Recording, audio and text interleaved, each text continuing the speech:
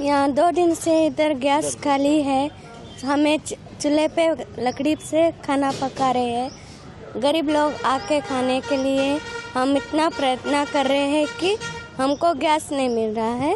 उसका से हम इस पे चूल्हे पे बना के हम गरीब लोग को खाना पका के डालते हैं। खाना और दाल सब्जी चपाती बना रहे हैं। रोज कितने जने आके खाते हैं? रोज 500 लोग आते हैं। ऐसा ही आके खाते हैं, आते जाते हैं। हाँ इतना ही। लोग क्या बोले? सीएम से हम वैसा नहीं।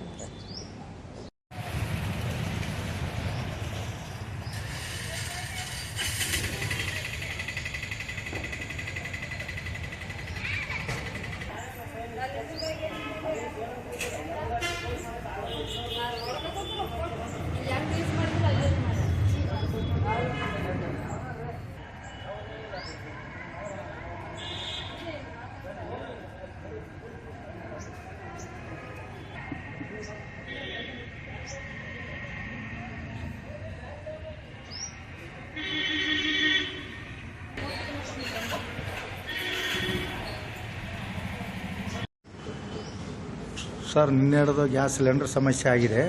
ಕಟ್ಟಿಗೆ ಒಲೆಯಿಂದ ಮಾಡಕತ್ತೀವಿ.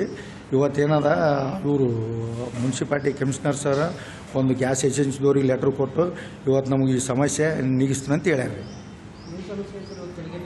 ಇವತ್ತು ಬೆಳಗ್ಗೆ ಹಿಡಿದು ಸಿಲಿಂಡರ್ ಸಮಸ್ಯೆ ಆಗಿದೆ ಸರ್.